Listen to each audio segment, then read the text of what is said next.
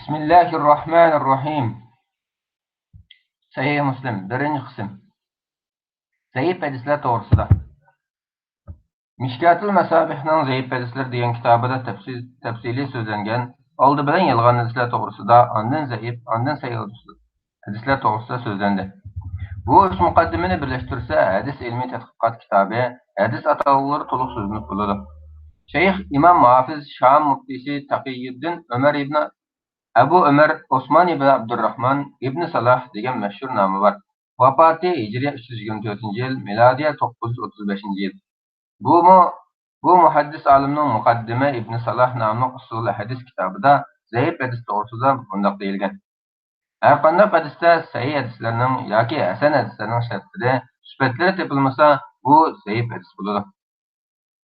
Abu Atim ibn Abban rahimahulloh zaif hadislarni 49 qism qilib taqsim qilgan. Ularning jumlasidan muallaq, ya'ni bosh tarafidan nurg'un ravi ismlar tilga olinmay, Rasululloh sallallohu alayhi vasallam mundoq degan deb so'zlangan hadis. Mu'zal, munqati, ya'ni tutashgan isnodi bir ikki yerdan uzuk bo'lgan hadis. Mursal, ya'ni tabiin sahobini qo'yib Rasululloh sallallohu alayhi vasallam mundoq degan deb so'zlangan hadis. Muztarib, muallal, shaz, maqlub qatorliq zaif hadislarning atalg'ilaridir. Yani en xatarliki sözleş haram bulgan, halal bulmagan, yalgan hadisdir. İbn Salah kitabının 3, 9, 14, 18, 22 tür nev'illerinde yukarı zayıf hadislerini bir tanıştırgan. Biz bularını keyin sözleyimiz.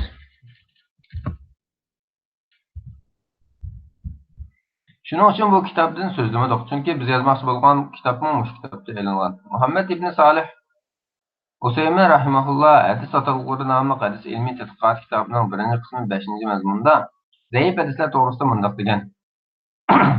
Zaif hadis degan sahih va hasan hadislarning shartlaridan xoli bo'lgan, ya'ni shu hadislarning shartiga to'shmagan hadisdir. Zaif hadislar Uqaylining, Ibn Adining, Xatibul Bag'dodning, Ibn Asakirning, Daylamining, Ibn Jarud va Hakim Mustadraklarning kitoblaridan oid ko'pdir. Hatto ba'zida yolg'on hadislar bordir. Zaif hadis ilim ve zenni, gumanni fayda vermeydi, amel qilishga bo'lmaydi. Uni itibarga ilishqin bo'lmaydi. So'zlash durust emas. Faqat zaif deb qo'yib so'zlasa bo'ldi. Ba'zilar tuvandagi 3 shart bilan zaif hadisni tilga olib, kitoblarga yozib selib sal qaragan.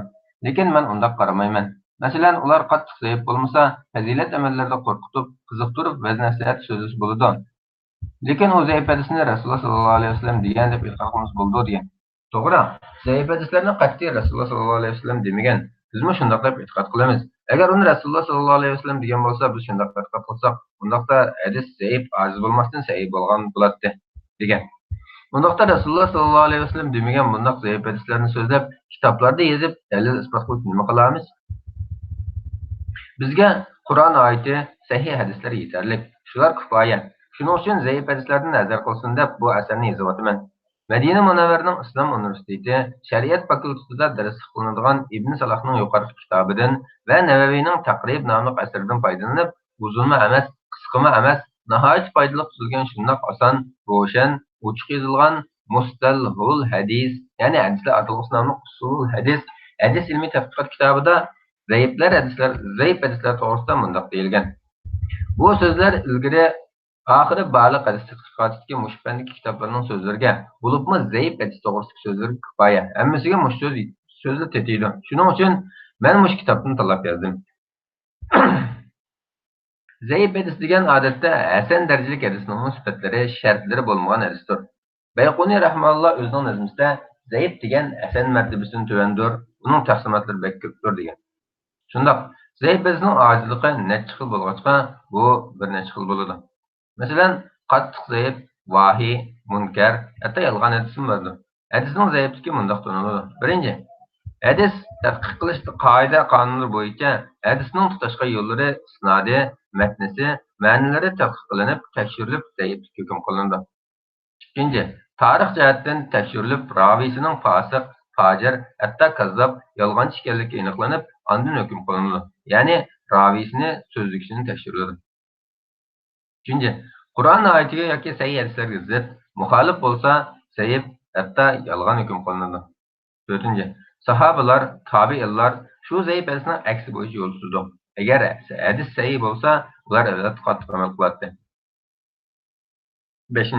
Hadisning ma'nosi, lafzi, balog'at, fasohat, so'z tartibi qatorliqlar tekshiriladi. Ma'lum mazhab, iqim masalalar so'zlansa, tarafbozlik, millatbozlik, nasabbozlik topilsa, zaif yoki yolg'on, munkar, botil deb hukm qilinadi. 6. Hadislarning tutashgan yo'llari, isnodi, uzuk bo'lish yoki biror so'zni qo'shib qo'yish yoki elivitish yoki burumlab tafsir va ta'bil qilinib ketgan bo'lsa, yoki hadisga boshqa so'z aralashsa, zaif deb hukm qilinadi. Bundan boshqa nurg'ulg'an sabablar bor bo'lib, qadimgi olimlar, muhaddis olimlar, tadqiqot shayxlar hukm qilib bergan, keyingilar shularga tayanib ulardan o'rganib, tekshirib tadqiq qilib hukm qiladi. Mashhur hadislar hadisga va raviy katiblarga hukm qilib bergan. Albani rahimahullohga o'xshash muhaddis olimlar dal shularga tayanib hukm qiladi. O'zim ham tekshirdi. Inson balasi xatolashadi. Agar burunqi muhaddis olimlar xatolashgan bo'lsa, keyingilar uni bayqab tuzatsa, bu durust. Albani, Husaymin, Ibn Baslar, ulardan burunqi Shayxul Islom, Ibn Taymiyya, Ibn Kasir, Zabi, Ibn Javzi, Ibn Qayyumlar bor. Ulardan burun mashhur 9 muhaddis, ya'ni Buxoriy, Muslimlar, Ahmad ibn Hanbal rahimahullohning saboqdoshi, Yahya ibn Ma'in qatorliqlar bor. Buna hukm qilish sahobalardan, tabiinlardan boshlab ta hozirgacha mavjuddir. Bu ilm fanni to'xtamasdan dars qilinadi. Shuning uchun qalbingizdagi bir muhim savolga ashi 7 xil javobni berdik. Savol bo'lsa, nima uchun baldirqlardan ashi katta muhaddislardan keyingilar olim bo'lib ketdi? Javob yuqorida so'zlandi. Abu Davud, Tirmiziy, Ibn Majahlar, Mishkatni, Masabihni yozgan olimlar ayırılmagan hukmlarni nima uchun keyingi olimlar bo'lib, mushassidik olimlar ayirib hukm qila oladi? Bu zodi nima uchun degan savollarga javob berildi. Zaif hadisning misoli. Tirmiziy rahimahulloh Hakimul Asramdan, Abi Tamimatdan, Abi Hurayra radhiyallohu anhu Rasululloh sallallohu alayhi vasallamdan bunday deganligini xotirlagan. Kim ayzar ayolga chiqilsa yoki ayolning ortmoqligiga chiqilsa yoki koinning yoniga borsa, Muhammad sallallohu alayhi vasallamga tushgan Qur'onga kofir bo'ladi degan bu hadisni Tirmiziy xotirlab bo'lib, bu hadisni Muhammad, ya'ni Buxoriy rahimahulloh zaif degan. Bu hadis isnod jihatdan zaif dedi. Chunki hadisning isnodida raviylar orasida Hakimul Asram bor bo'lib, hadis olimlari bu kishini zaif degan. Ibn Hajar Asqalani rahimahulloh bu hadisni layin zaif degan. Mana shunday zaif hadislar, munkar hadislar, hatto yolg'on hadislar yoki yolg'onlar aralashib qolgan nihoyat ko'p bo'lib, Albani rahimahulloh 9 hadisni to'plab zaif, munkar, botil, asli yo'q, hatto yolg'on deb hukm qilib qo'yib bergan. Zaif hadisni rivoyat qilishning hukmi. Olimlar vaznasatni qiziqtirish yoki qo'rqitib ogohlantirishlarda so'zlanadi. Lekin zaif deb qo'yib so'zlanadi. Rasululloh sallallohu alayhi vasallam dedi yoki deganda so'zlanmaydi. Aqida, ahkam, halol haramlar buningda hukm qilinmaydi dedi. Lekin nurg'ulg'an kishilar zaifning turini ayirib, shart qo'yib, mursal, mu'zal, munqati qatorliqlarni so'zlayvergan kitoblarga yozavergan. Amaliyotda zaif hadislarga 3 shart bilan fazilatli amallar amal qilinadi degan. Bular birinchi, qattiq zaif bo'lmasa. Ikkinchi, amal qilganda bu hadis sabit deb e'tiqod qilinmaydi, balki ehtiyot qilinadi. Uchinchi, amal qilingan boshqa hadisning ostiga kirishi shart degandi. Lekin Usaymin, Albani rahimahullohlar amal qilib bo'lmaydi, qat'iy uni Rasululloh sallallohu alayhi vasallam dedi deb e'tiqod qilmaymiz degan. Bu to'g'risida Ibn Abban maxsus Zufa'a, ya'ni zaif hadislar degan kitobini, Zahabiy rahimahulloh Mizonni, Abu Davud Marasilni, Bayhaqi rahimahulloh Ilal degan kitobni yozgan. Hozir Albani rahimahulloh biz yuqorida degan zaif hadislar to'plamini yozgan. Umum soni 9 mondan oshadi. Zaif hadislarning turi. Birinchi, muallaq, ya'ni ustun tarafdagi raviy so'zlanib, ostidagi bosh taraf yo'q qilinadi. Shuning uchun esib qo'yilg'achqa shunday atalgan. Muhaddis so'zlamoqchi bo'lgan shayxlarni yo'q qilib o'tib, isnod raviylarni tilga olmay, Rasululloh sallallohu alayhi vasallam bunday degan debla hadisning o'zini so'zlab ketadi. Yoki sahabe, tabiindek bir ikki raviyni tilga olib qo'ydi. Mana bu muallaq hadis bo'lib, isnodini raviylarni tekshirgili bo'lmag'achqa hadis zaif deb hukm qilinadi. Bundaq muallaq hadis rad qilinadi. Chunki bundaq hadisda isnodi tosh bo'ladigan, yo'llari aniq bo'ladigan, raviylarni tekshirgili bo'ladigan shartlar yo'qolib ketgan. Biz bu kishilarning holini ahvolini uqmaymiz. Bundaq ahvolda hadis so'zligiga qo'ysa, kishilar Rasululloh sallallohu alayhi vasallam bundaq degan deb olib kelganini so'zlayveradi. Isnod tutashgan yo'l, raviylar ahvoli hadisni tekshirishni muhim o'rin turadi. Ammo Buxoriy, Muslimdagi muallaq hadislar rad qilinmaydi. Ulardagi bundaq hadisga sahih hadislarning muomalasi qilinadi. Agar bundaq hadisni dedi, mundaq tilga oldi degan lafz bilan kelsa sahih bo'ladi deyildi. Tilga ilindi, hikoya qilindi, rivoyat qilindi degan hadis yanada zaif hisoblanadi. Xulosa kalam shuki, Buxoriy, Muslimdan boshqa kitoblardagi muallaq hadis zaif deb qilinadi. Ammo mayli burun, mayli hozir sahih hadisning isnodini, raviylarni qisqartishni maqsad qilib, yo'q qilib, Rasululloh sallallohu alayhi vasallam bunday degan deyish durust. Bu mashhur qoida. Buni siz bizmi deb so'raymiz, lekin bu ma'lumdir. Ikkinchi, mursal hadis.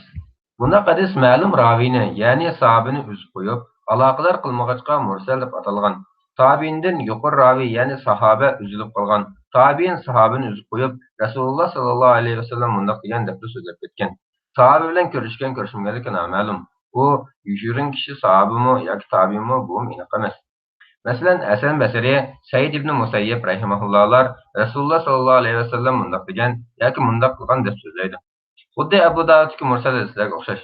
Abu Davudning oxirgi Marasil nomli kitobi so'zlay mursal hadis so'zlangan kitobdir. Mursal hadismi zaif rad qilinadi. Mayli aqida, alal, ahkam masalalarda bo'lsin, mayli boshqa masalalarda bo'lsin rad qilinadi. Chunki bu hadismi tutash bo'lishdek shartni yo'q qilib qo'ygan. Ravisi rasul sahobimi yoki kim, qandoq kishi bu aniq emas. Yoshirin kishi zaif bo'lsa, hadis zaif bo'ladi. Muallaq, mursal, mu'zal hadislar yo'llari ko'payib, isnodi kuchayib, oyat sahih hadislar qo'llab, sahoba tabi'lar amal qilish bilan hasanlarsi ko'tariladi. Bu chaqda amal qilinadi. Sahih hadisning muomalasi qilinadi. Bunda bo'lmaydi ekan, qat'iy rad qilinadi. Hujjat dalil isbot qilinmaydi. Mana bu hukm jumhur muhaddislarning, usul olimlarining, fiqhshunoslarning hukmidir. Ammo Imom Abu Hanifa, Malik, Ahmad rahimahulloh qatorliq 3 mazhab olimlari agar hadisni mursal olib so'zlagicha tabiin, olim, ishonchlik bo'lsa, yanada ishonchli kishidan mursal olib so'zlagan bo'lsa, bu chog'i qabul qilinadi, hujjat qilinadi degan. Chunki ishonchlik, taqvo, odil tabiin chuqum Rasululloh sallallohu alayhi vasallam degan so'zni deydi, demagan so'zni demaydi. Oldirablar sahabini yoshirin qilib zamoni Rasululloh sallallohu alayhi vasallam yaqin bo'lg'achqa, Rasululloh sallallohu alayhi vasallam bundoq degan yoki bundoq qilgan deb so'radi. Agar bu hadisni so'zlagichi tabiin cho'ng kibar, tabiin bo'lsa, ishonchlik bo'lsa, odil, ishonchlik raviylar xilofsiz bo'lmasa, hadisning bundan boshqa yo'li bo'lsa, boshqalarning so'zlagan bo'lsa, sahobalarning so'ziga qilqi uyg'un bo'lsa, aksar ko'pincha muhtajat olimlar shu hadis bilan hukm chiqargan bo'lsa, mana shunday yuqori shartlar to'liq bo'lsa, andin mursal hadisga amal qilinadi. Hujjat dalil isbot qilinadi degan. Agar biror sahoba kichik bo'lganlikdan yoki majlis yo'q bo'lganlikdan yoki Rasululloh sallallohu alayhi vasallam ko'ringan chog'da deyilgan so'zlasa yoki keyin musulmon bo'lib qolsa, andin Rasululloh sallallohu alayhi vasallam bundoq degan yoki bundoq qilgan deb mursal hadis so'zlasa, ya'ni bu sahobaning mursal hadisi bo'lsa, jumhur muhaddis olimlar bu xil hadis sahih bo'ladi, hujjat amal qilinadi degan. Mursal hadislar to'plangan kitoblar Abu Davudning Marasil degan kitobi, Ibn Abi Atimning Marasil degan kitobi, Ilaiyning Ahkamul Marasil degan kitobi bor. Sharoitning jazbasi o'zingiz ko'ring. Bunda qilib so'rab biling, chunki bu islom dini, islom shariat manbasi, sunnat hadisning ishidir. 3. Mu'zal hadis. Bu xil hadisning isnodi, ya'ni tashqi yo'lidan raviylardan 2 yoki undan ko'p kishi tushib qolgan raviylar, katiblar yanada so'zlayotgan hadisdir. Bu xil hadisni Hakim Mustadrak degan kitobida, Imom Malik Muatta degan kitobida yozib tushuntirgan. Imom Malikdan Abu Hurayradan Rasululloh sallallohu alayhi vasallam bunday degan deb so'zlaydi. Lekin Imom Malik bilan Abu Hurayra radhiyallohu anhuning oraliqdagi kishilar yo'q qilingan. Ular kimlar? Buningdan xabarimiz yo'q. Shuning uchun bunday hadis zaif bo'ladi. Mursal hadisning o'sal ahvolda qoladi. Chunki bu xil hadisning yoshirin yo'q qilingan. Ravisi kishilari ko'p. Shuning uchun bu hadisimiz zaif bo'lib rad qilinadi. Dalil isbot ijod qilinmaydi. Amalmi qilinmaydi. Ba'zilar bu hadisning bosh tarafidan bir, oxiridan bir raviy tushib qolgan hadisdir. Dalil shu raviy muhaddisning ahvoli bizga noma'lum bo'lishqa hadis zaif bo'ladi degan. Agar bunday hadisni sahih desak, amal qilsak, u chaqda islom dinining suiqasd ko'plab kiradi. Yolg'on hadislarni mushkil vosita bilan kirgizuvchidir. Azar qiling. Imom Suyuti rahimahulloh Mu'zal, Munqati, Mursal hadislar ko'p chiqqan kitoblar Said ibn Mansurning Sunan nomli kitobi, Ibn Abi Dunyoning tuzgan kitoblari degan. Iqtidoringiz, qobiliyatingiz bo'lsa, o'zingiz tekshiring. Bunday bo'lmasa, tekshirganlarga cheksiz ishining. Ularni Alloh deydi.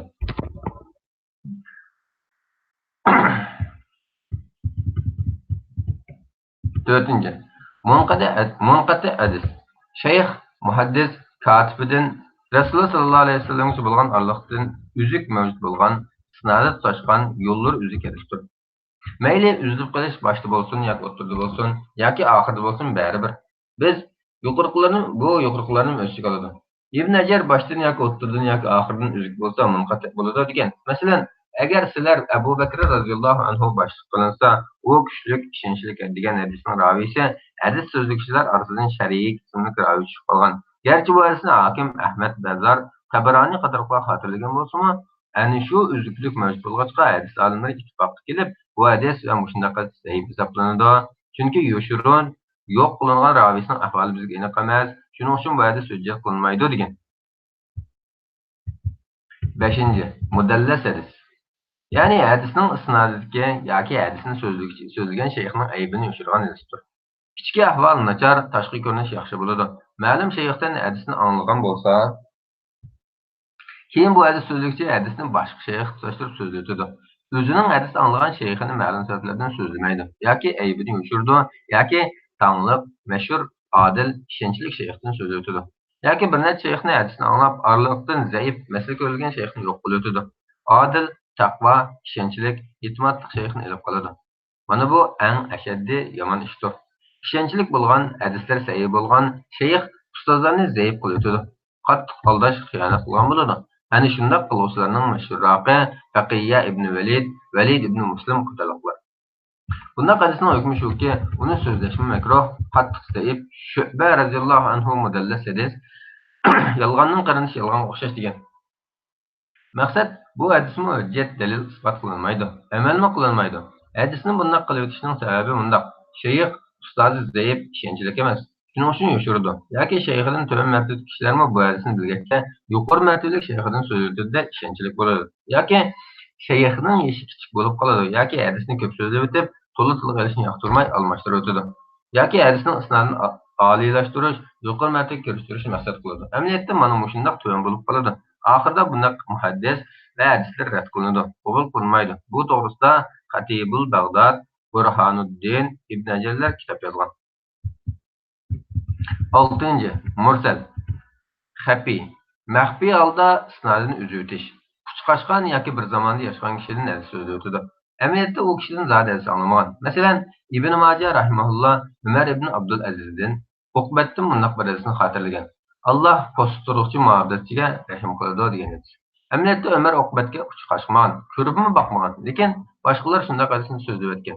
Mana shunday hadislarni shayx ustozlarning tarixini tekshirib, ilgirgilarning so'zini elib, hadisning ma'nosini, lafzini tadqiq qilib topadi. Biz ular ishonamiz. Bu xil hadisimiz zaif bo'lib, hujjat qilinmaydi, amal qilinmaydi. Bu to'g'risidami Xatibul Bag'dod rahimahulloh Tafsil nomli kitob yozgan. Bilsangiz ko'ring, bilmasangiz so'rang. Ularga ishoning.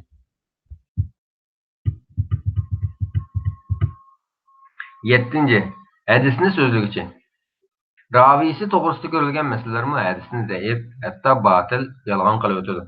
Agar ravi katib yolg'onchi yoki yolg'onchi deb tuhmat qilingan, ayblangan bo'lsa, fosiq, bid'atchi, nodon, jahil bo'lsa, yoki g'alati so'zlaydigan bo'lsa, yoki yaxshi yodlamasa, g'aflatda qolsa, e'timodli, ishonchli kishilarga xilof so'zlasa, elishib qolsa, hadisga har xil hukmlar beriladi. Eng xatarli gunohi kabira bo'ladigan, qattiq zarar qiladigan, qo'rqinchli bo'lgani yolg'on hadisdir. Allohga Rasululloh sallallohu alayhi vasallamga bo'xton qilib, tuhmat chaplab, yolg'onni to'qishdan cho'ng gunoh yo'q. Rasululloh sallallohu alayhi vasallam mutawatir sahih hadisda bunday kishi do'zaxda bo'ladi degan. Bunday hadisni so'zlash, yezish halol emas. Faqat ma'u yolg'on azar qilinmasi bo'ladi. Rad qilish lozim. Endi sukut qilmayli. Yolg'on hadisni to'quvchilar Allohga yaqinchilik izlab, kishilarni qiziqtirib yoki qo'rqitib, zohidlashtirish uchun, yomon ishdan to'sish, yaxshi buyurish uchun yoki biror mazhab, guruh, partiyaga yordam berish uchun, o'zininkini rost, to'g'ri qilish uchun yoki islom dinini suhbat qilish uchun, hokim, vali, xalifalarga yaqin bo'lish uchun, mol dunyo pora olish uchun, yuzavroy bilarmonlik qilib to'qiydi. Tarix, so'zlab jambiqish, kesib qilish uchun, hadisni to'g'ritish uchun yoki hokimiyatdan qo'rqib, xato, ozg'in fatvo dalillar to'qiydi. Yoki o'zi bilmay to'qiydi yoki bilmay hadis emas so'zni hadisda so'zlaydi. Nurg'un sabablar bor. Biz buni yolg'on hadislar to'plami va bid'atlar degan kitobda to'liq yozgan. Ko'ring. 8. Matruk hadis. Ravisi, so'zlig'uchisi yolg'onchi deb ayblangan hadisdir. Oddiy so'zlardan yolg'onchilik qilib qoladi. Bu xil hadis yolg'on hadisga yaqin keladi. Tos qoladi, o'xshab qoladi. Eng xatarlik yamaraqi yolg'on, ondan qolsa matruk, ondan munkar hadis, ondan qolsa muallal, mudarraj, maqlub, mutarib qatorliqlar. Mana bu Ibn Hajar Asqaloniyning martabaga tuzishidir. Demak, matruk hadis yolg'onga yaqin, yolg'onning o'xshishidir. 9. Munkar hadis. Bunaqa hadis bo'lsa, fosiq, fahish, g'alat so'zlaydigan, g'aflati ko'p kishining hadisidir. Bu qattiq zaif hadis bo'lib amal qilinmaydi. Dalil, isbot hujjat qilinmaydi. Bu Ibn Hajar Asqaloniy so'zidir. 10. Muallaq hadis. Hadisda yoki ravisida ta'ni illat tepilib qolgan hadisdir. Ravisida vahima, gumon bo'lgan hadis. Gumga, maxfiy bo'lish, gumon paydo qilib qo'yishlar illatga boradi. Ravisini kazzob, fosiq, bid'atchi, g'ofil, yaxshi yodlanmagan deganlarmi illat va bu munkarning orqasida turgan qattiq zaif hadisdir. Hujjat va amal qilinmaydi. Bu to'g'risida Ibn Maydani rahimahulloh, Ibn Abi Hatim, Ahmad ibn Hanbal rahimahulloh, Tirmiziy rahimahulloh, Darqutniylar maxsus ilal degan ism bilan kitob yozgan va shunaqa hadislarni to'plagan. Albaniyadagi olimlar shu kitoblarni ko'rgachga hadisga baho hukm beradi. Siz xotirjam bo'lib ishining. 11. Ishonchlik adil kishilarga xiloflik qilish, zid muxolif holda hadis so'zlash.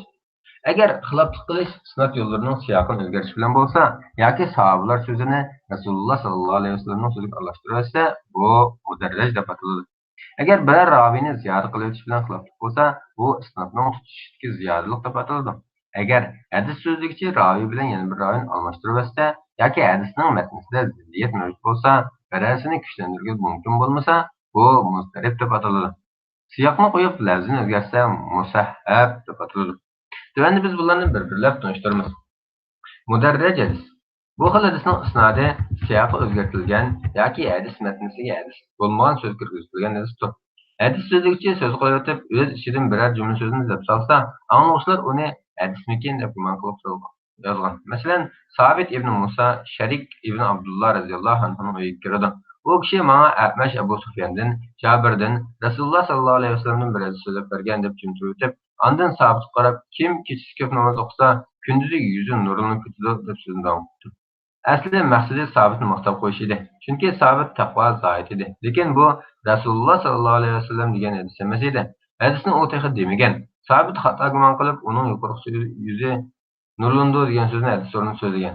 Mana bu mudarraj hadis bo'lib, zaif hadisning bosh tarafiga yoki o'ttirg'a yoki oxirga hadisdan bo'lmasini qisqarsa, farqliqni ayirib o'tmasa, bu mudarraj hadis bo'ladi. Masalan, Abu Hurayra radhiyallohu anhu Rasululloh sallallohu alayhi vasallam bunda qilgan deb, ondan tahoratni kamillar, qalqalgan topallarga o'ttinvay. Mana bu oxirgi so'z bo'lsa hadis edi.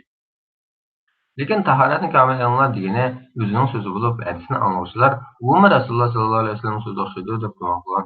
Yana bir misol vahiyning boshlanishi to'g'risida hadisning o'rtada tahannus degan so'zni ta'abbud deb tafsirlab qo'yilgan. Bu Zuhayriyning so'zidir. Bu xil hadisning sababi shar'iy hukmning bayon qilinishi, hukm chiqarilishi, hadisning notunish yot lug'at ma'nosini aniqlab berish, tafsir qilib berish yoki so'zni qistirib kelishdir. Bu xil hadisni olimlar tekshirib tadqiq qilib, boshqa xotirlar qarab yoki tekshirishlarga so'ziga tayinib, yoki raviyning iqroriga tayinib, yoki u so'zning hargiz Rasululloh sallallohu alayhi vasallam so'zi emas ishonch qilib topalaydi. Dalil isbotsiz hukm chiqarmaydi. Ba'liq muhaddislar, fiqhshunos olimlar Rasululloh sallallohu alayhi vasallamning so'ziga, ya'ni hadisga shaxsiy so'zni qo'shib so'zlashni harom, qat'iy durust emas deb ijmo keldi. Ammo yuqorqi Zuhayriyning hadisining yot so'zligini tafsir qilib berishlari mustasnodir. Uni tushuntirib o'tib, hadisni davom qilsa durust. Bu xil hadis to'g'risida Xatibul Bag'dod bilan Ibn Hajar kitob yozgan. Kitob ismi Mudarraj hadislarni ayirishdi. Maqtub hadis. Hadisning Rasululloh sallallohu alayhi vasallam toshgan isnod yo'llarida yoki hadis matnlarida almashtirish bo'lsa, maqlub deyiladi. Masalan, Ka'b ibn Murrat degan raviyni Murrat ibn Ka'b deb almashtirgandek, yoki Salimdan deganni Nafidin degandek. Sadiqini shundoq maxfiy qiladiki, o'ng qo'li chiqim qilgan, xarajat qilgan narsani so'l qo'l bilmaydi deganni, so'l qo'li xarajat qilgan narsani o'ng qo'l bilmaydi deb aytgandek. Bu xil hadisning sababi kishilarni qiziqtirish, hayron qoldirish, sinab ko'rish, xatolashish, maqsadsiz g'alat so'zlashlardir. Bu qilmish qat'iy durust emas, chunki bu hadisni o'zgartganlik bo'ladi. Hadis to'quvchi kazzoblarning ishidir. Bu xil maqlub hadis zaif, qattiq zaif bo'lib rad qilinadi. Amal qilmaydi. Bu to'g'risida Xatibul Bag'dodning kitobi bor. Isnod yo'lidagi ziyodalik u bo'lsin bir ravi qo'shib qoladi. Adil, ishonchlik, taqvo, katib ravilar to'g'ri olmagan ravilarni to'g'ri so'zlasa, mana bu xilof qilish hisoblanadi. Uning hukmi munqati, uzuk, zaif bo'lib rad qilinadi, hujjat qilinmaydi. Bu to'g'riliqmi yana Xatibul Bag'dod degan olim isnod yo'lidagi ziyodilikni ayirish degan kitobni yozib bitirgan. Muzdarib hadis. Bu xil hadis kuch-quvvati barobar bo'lgan xilma-xil yo'llardan xotirlangan hadisdir.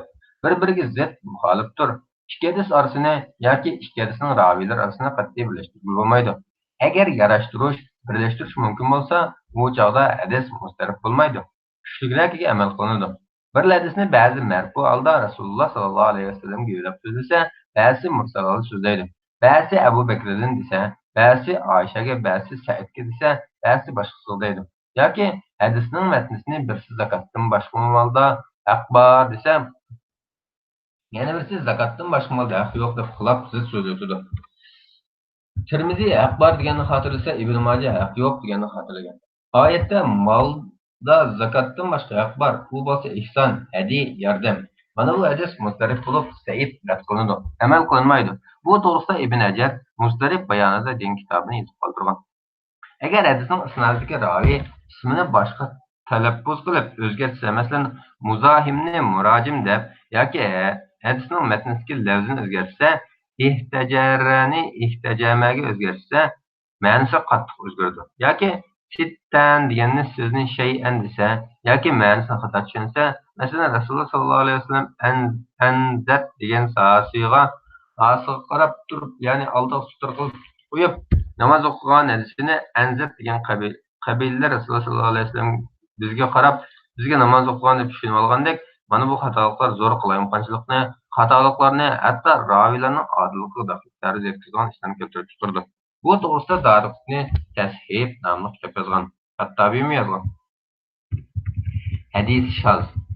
Ya'ni jumhur hadis olimlaridan ayrilib, yolg'iz qilib, adil, ishonchli kishilarga zid, xilof holda hadisni so'zlash, ya'ni shu hadis shaz bo'ladi.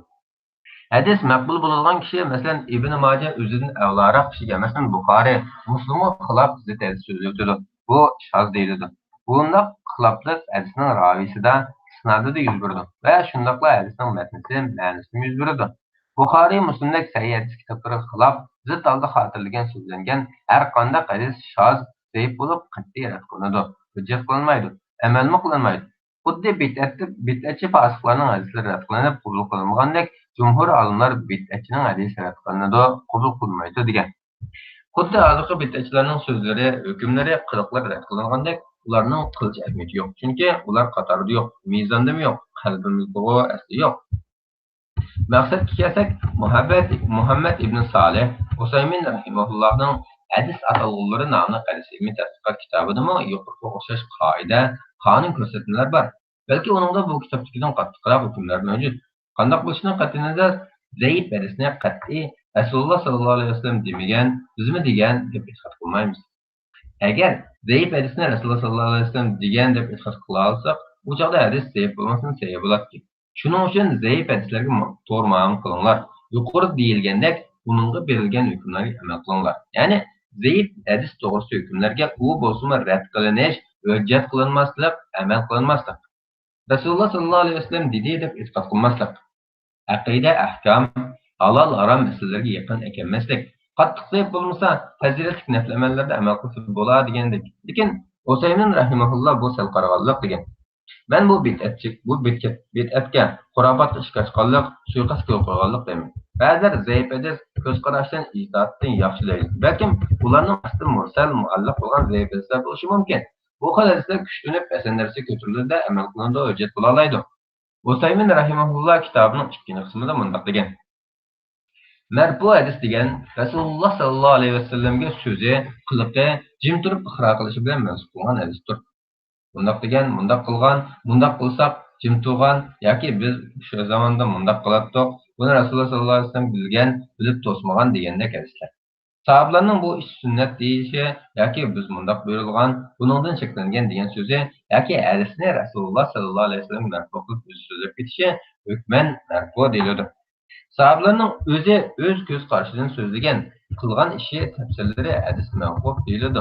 Bir qism tafsirlar marfulik hukmida bo'ladi. Tabiinlarning so'zi qiliqi hadis maqtu deyiladi. Sahabe degan Rasululloh sallallohu alayhi vasallamni musulmon oldi topgan, birlashgan, ko'rishgan, mo'min oldi ko'rib, iymon ustida o'lgan kishidir.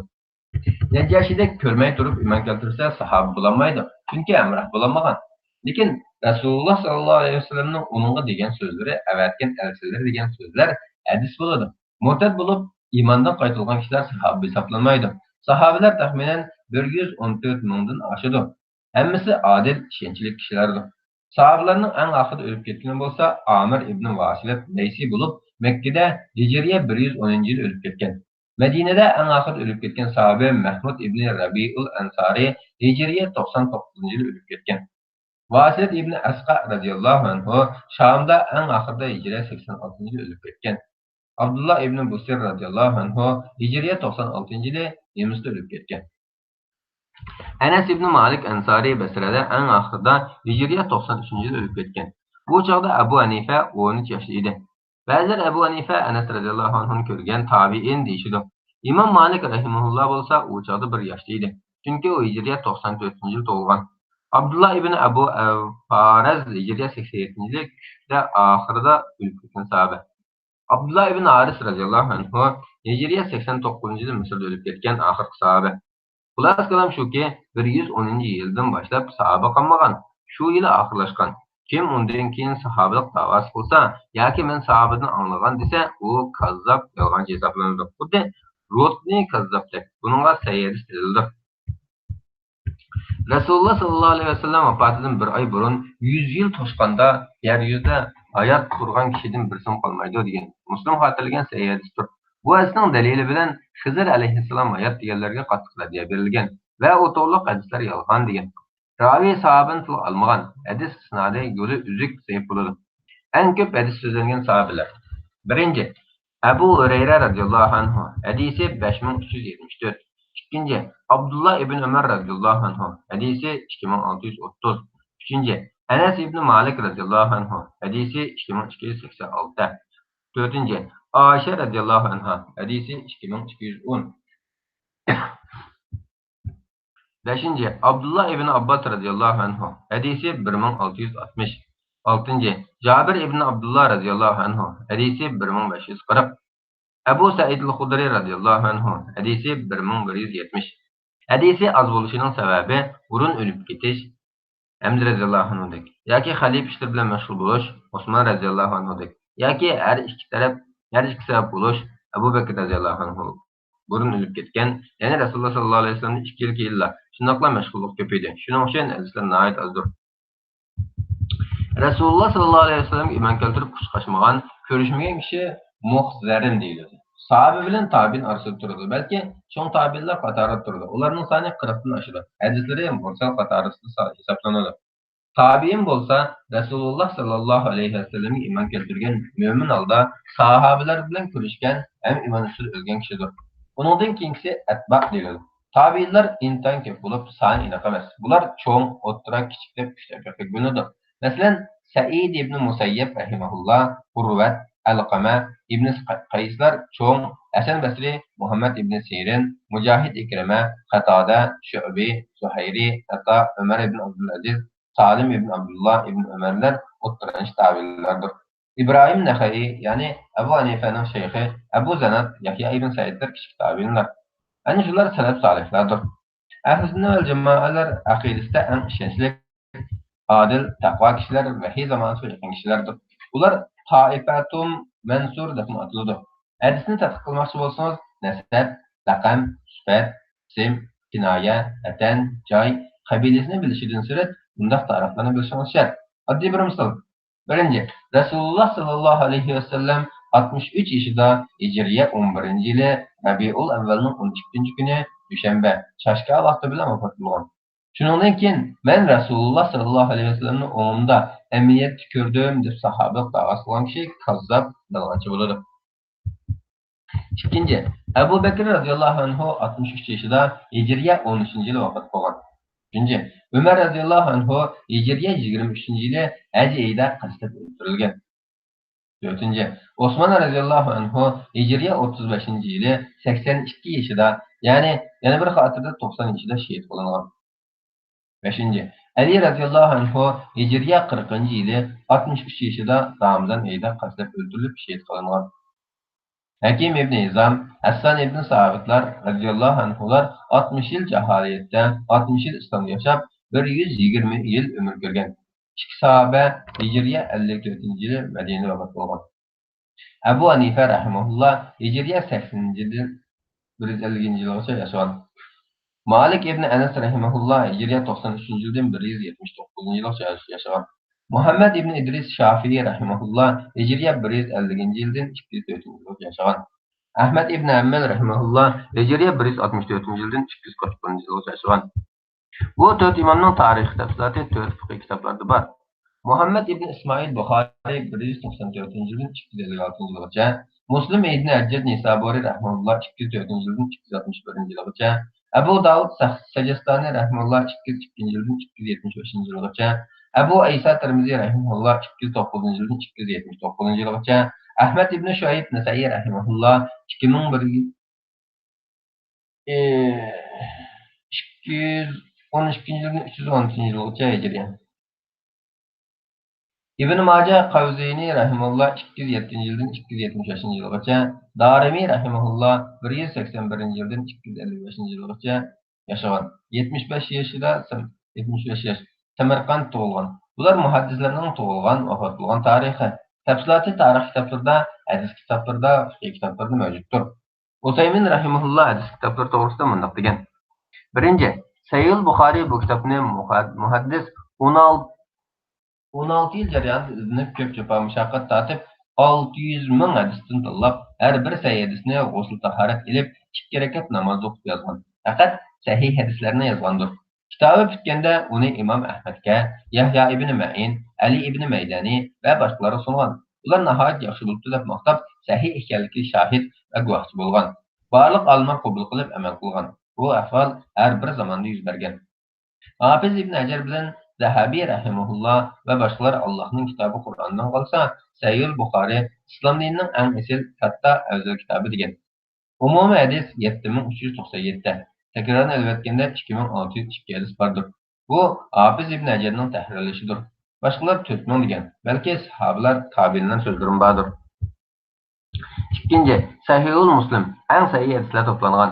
İmam Navaviy medilab maqtab so'z yozgan va sharh yozgan. Tekrar bilan 7275, tekrarsiz 4000 hadis bor. Sahih Muslimni barliq olimlar sahih deb ittifoq kelgan. Buxoriydan qolsa ikkinchi o'rinda turadi yoki yaqin turadi. Usaymin rahimahullah, Buxoriy rahimahullah sahih ustun bo'lsa, Muslim sanoatining tasniyatining go'zal, yaxshiligiga ustun degan hadislari o'xshashlar sahihdir. Üçüncü, Nesai oldi bilan Sunanul Kubra degan kitobni yozib, sahih hadislarni shundaqla illati bor hadislarni to'plagan. Keyin bu kitobning sifati mujtaba qilingan hadislar deb atagan. O'z nazarida sahih deb qaragan hadislarni to'plagan. Uning bu kitobi Buxoriy Muslimdan qolsa 3-chi o'rinda turadi. Zaif hadislar intayin azdir. Qattiq tekshirib, qattiq shart qo'yg'achqa Abu Davud Tirmiziydan ustun turadi. Chunki Ibn Hajar mundaq degan. Abu Davud bilan Tirmiziy hadislarni yozgan nurg'un kishilardan Nasai nazar qilgan. Nasaida takrar bilan qo'shib 5758 hadis bor. Ba'zilar 5662 degan. Takrorsiz 2525 hadis bordir. Xulosasi 120, qisqartligini 2358 hadisdir. 4. Abu Davud 4800 hadisni 500 ming hadisdan tanlagan. Maxsus fiqh hukm hadislar bordir. Sahih va uning o'xshash hadislarni yozgan. Ko'pinchisi mashhurdir. Imom Suyuti Abu Davudning Salih degan so'zi hujjat, dalil uchun emas, balki e'tibor, ibrat uchun amaliyotda o'z zaif hadislarni o'z oladi. U so'z qilgan hadislar hasan degan. Ibn Mundih degan olim Abu Davud biror babga sahih hadisni topolmasa, zaif hadislarni yozgan. Chunki uning qarashida zaif hadis ko'z qarashidan yaxshi ekan degan. Abu Davudda butunlay fiqh hadislar bo'lg'achqa fiqh olimlarining nazarida mashhurdir. Bu kitapni yazıp bulup İmam Ahmed sunudu. İmam Ahmed rahimullah yaxshi deb baho berdi. Katta sanaydi. İbn Qayyimmi madiylaydi. Bu kitapta sahih, hasan, zaif hadislar bordir. 5. Tirmizi. Bu muhaddis kitabıga sahih, hasan, zaif hadislar yazgan bulup, her bir hadisning o'rnini, hukmini birma-bir bayon qilib qo'ygan. Kitobining oxirida ilal ismli mazmun qo'yib, nurg'un foydalarni yozgan. Bu kitobdagi hadislarga amal qilingandir. Hijaz, Iroq, Xorason ahli bu kitobni yaxshi sanab hadiylagan. Ibn Rajab bu kitob to'g'risida mundoq degan. Tirmiziy kitobida sahih, hasan, g'arib, munkar hadislarni yozgan. Tirmiziyda 3891 hadis bor. Ahmad Shakir 3956 degan. Takrorsiz 3367 hadis. Xulosasi 90, qisqartligini 2549 hadis. 6. İbn Majah. Umum hadis 4332. Abdulbaqi 4341 degan. A'zami 4397 degan. Husaymin rahimahullah 4341 deganni yozgan. Takrorsiz 3978 hadis bor. Xulosasi 198, qisqartmasi 3858 hadis. Bu kitap hadis kitaplarının 6-cısı. Lekin hammadan töven o'rinda turdi. İbn Majah tanha yolg'izlik xotirlagan. Hadislarning ko'pinchasi zaif, hatto munkar ekanligi mashhurdir. Albani rahimahullah uning 948 hadisini zaif degan. Abu Davud, Tirmizi, Ibn Majahlarni tekshirib, tadqiq qilib hukm chiqargan. Ibn Majah 1339 hadisda yolg'iz qolgan. Tanha o'zini xotirlagan. Dal mushularda zaif, munkar hadislar bor bo'lib, bu mashhurdir. 7. İmam Ahmed ibn Hanbal rahimahullah'ның Musnad nomli hadis kitobi takror bilan 40 ming, takrorsiz 30 ming hadis bo'lib, o'g'li Abdullah ziyoda qilib o'tgan. Kompyuter plastinkasida 27100 hadis bor, takrorsiz 9339 hadis bor deyiladi. Qisqartılması 7275 hadis. Muhaddis bu hadislarni 75 ming hadisdan tanlab yozgan bo'lib, musulmonlar uchun din dunyosida zo'r foydaliqdir. Har bir masalaga maxsus hadis yozgandir. Olimlar bu kitap ustida mundaq qaradi. Birinchi, bu kitobdagi barliq hadislar hujjat bo'la oladi. Ikkinchi, undaq emas. Bu kitobda hasan, sahih, zaif, hatto yolg'on hadislar bor. Bo'libmi o'g'li Abdullah ziyorat qilgani ko'pincha zaif, yolg'on. Ibn Javzi 29 hadisni yolg'on dedi. Iroqiy uning ustiga yana 9 hadisni qo'shib 38 yolg'on hadis bor deyildi. Uchinchi, bu kitobda sahih, hasan, zaif hadis bor bo'lsa-mu yolg'on hadis yo'q dedi. Bu xil ko'zqarashga islom peshvosi Ibn Taymiya, Imom Zahabiy, Ibn Hajar, Imom Suyutlar yurib ketdi. Ibn Taymiya mundoq degan: "Bu musnad kitob Abu Davuddan ustun turadi, chunki Abu Davud hadis xotirlagan. Nurg'un kishilardan Imom Ahmad rahimahulloh yuz o'rgan. Qo'ygan shartlari taraflari qattiqdir. Zaif, hatto yolg'oni uning o'g'li Abdullohning ziyoda ortiq qo'shib qo'ygani bordir. Buni ilmsiz kishilar Ahmadning hadisi deb gumon qilib qolgan degan." Bu ko'zqarashlarni xulosalaganda, bu kitobda sahih hadislar bor, zaif hadislar bor. Lekin bu zaif hadislar hujjat bo'la olmaydi deyilmaydi. Chunki u hasan martabasiga ko'tariladi. Xuddi Imom Suyuti degandek yolg'onlar bo'lsa, o'g'lining ziyodalarida bordir. Bu kitob to'g'risida Ibn Hajar bilan Imom Suyuti advokatlik aqlab yolg'on deyilgan hadislarga birma-bir baho berib tushuncha bergan. Bu kitobni 7 qismli qilib boplashtirib, mundarjilik qilib tuzgan. Sharh yozgan kishining ismi Ahmad ibn Abdurrahman. Kitob ismi Fathul Baridir. Fathur Rabbanidir. 8. Darimi. Sahih kitoblar qatorasida 9 kitob programmasi bor. Umumiy hadis 3367, takrorsiz 1668 hadis bordir. Bu kitobda sahih, hasan, zaif hadislar bor bo'lib, amal qilinadi. Zaiflari tekshiriladi. Sahih hadislar to'plamiga sahih hadislar kirgizilgan. 9. Malik Muatta. Umumiy hadisi 1891 hadis, ba'zilar 1594 degan. Biz endi Imom Suyutining kitoblariga bergan bahosini yozamiz. Bu so'zlar Jami' Sag'ir nomli hadis kitobida aytilgan. Imom Suyuti mundoq degan: vafoti Hijra 911-yili. Buxoriy, Muslim, Zodi Sahih, Ibn Abban, Hakim Mustadrak, Ibn Huzayma, Ziyaul Maqdisi, Abu Awana, Ibn Sakan, Malik Muatta. Bularda sahih hadislar bor, lekin Hakim Mustadrak so'z qilindi. To'g'ri, biz bu so'zni yuqorida yozib bo'ldik. 4dan biri zaif, 100 yolg'on hadis bor deyilgan. Abu Davud, Nasai, Tirmizi, Ibn Majah, Ahmad, uning o'g'lining ziyodalari, Abdurrazzaqning kitobi, Ibn Mansur, Abu Shayba, Abu Ya'la, Tabarani, Awsat, Tariqni, Bayhaqi qatorliq bu kitoblarda sahih hadismi, zaif hadislar bordir. Ahmadning o'g'lidan boshqa o'zi chiqargan hadislar maqbul, qabul qilindi, hujjat bo'ladi. Uningdagi zaif hasanasi ko'tariladi degan. Uqayli, Ibn Adi, Xatibul Bag'dod, Ibn Asakir, Ibn Jarud, Daylami, Firdavs, Hakim, Tarixiy. Biz yuqori degan Abu Aysa Tirmizidan boshqa kim? Tirmiziylar zaifdir degan. Mana bu İmam Suyuti'nin bahası.